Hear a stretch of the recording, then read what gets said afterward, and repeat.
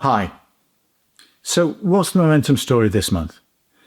Momentum has basically stopped accepting US mid-caps, which continue to perform alongside a few specialist sectors like biotech. Here's the portfolio for this month. It's been difficult this month to see a clear and compelling momentum picture.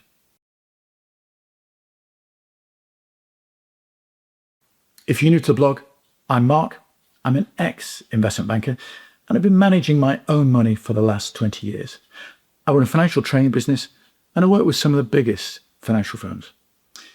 The aim of this channel is to help you understand a bit more about what's happening in markets.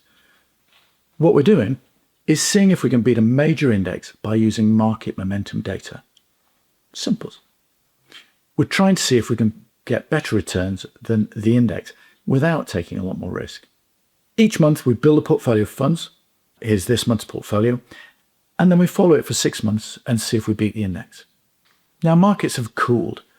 Profit taking in the hottest markets, like Korea, has led to profit taking elsewhere, and there's an increasing discussion over high valuations in tech. The story for 2026, leaving out the war, is a move away from the Magnificent Seven as they spend and gamble on capex and their free cash flow falls. Investors have rotated into their suppliers, SK Hynix, Samsung Korea, so hardware suppliers. The chart here is of Korea's Kospi index this year. Our portfolio number 20 caught this move to supply chain in full. It's up 20% over 4 months, so a fantastic performance. The momentum to end June, though, now seems to be fading, and there are concerns over valuations. Now, if we look at Micron Technologies, for example, it's entering into multi-year supply contracts, and its earnings to the quarter end February 26, the $12.20 per share, compared with $1.56 a year earlier. So run rate earnings are up 10 times over 1 year ago. Valuation is up roughly 10 times too. Punchy, maybe, but not crazy. So what performed last month? Tech supply chain dominated over 26 weeks, but now they've corrected little. Korea in quite an exciting way, with a couple of trading halts on big one-day falls. So where's the momentum gone? Well, US mid-caps have been a steady performer, the war aside, and are increasing momentum now. North America, including small companies, is now third place in the rankings. This makes sense. The US dollar index is the highest it's been for 15 months. The economy has been looking strong, and now with an added bonus, the risk of higher interest rates seems to have gone after the weak June-end jobs report, just 50,000 jobs added. Maybe this mid-cap trend will continue. So, how have the portfolios performed? The relative performance is down. We've only beaten in half months. The dispersion is big. The best and worst portfolios are portfolio 20 and 21. The best, portfolio 21, the story is easy. It caught the tech supply chain, beating SWDI every month. It's up 20% over 4 months. But what about portfolio 20? Gold and silver, which were big components, had both built an ELF tower at the end of January. What caused it to crash down? Hawkish Kevin Warsh was nominated for Fed governor. That triggered the largest one-day drop in the gold price since 1983.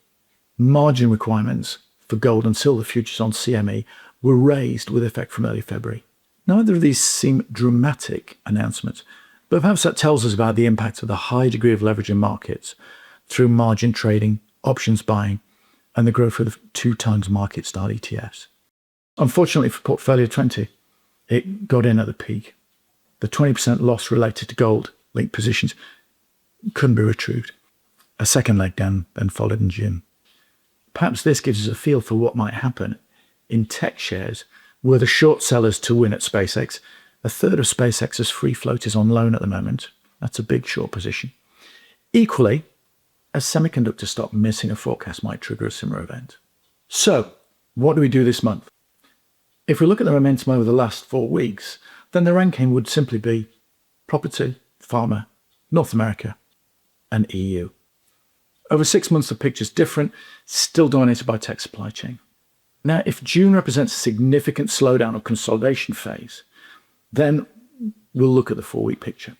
I'm going to ignore property. It's a small group of Funds, very little momentum, mostly just in the month due to falling interest rates. I don't think there's a compelling story there. So you can see North America, biotech, Europe, and that's our portfolio for the month. I hope you've enjoyed watching this. If you have, please feel free to leave some comments. If you like it, then please subscribe or start following me on Substack. And if you're interested in a detailed portfolio, you'll see those in full on Substack or a Capital Cities website. And finally, the data we use all comes from Salty Dog. So go and have a look at saltydoginvestor.com. They're giving a 2-month free trial for new accounts. Thanks very much for listening. See you next month.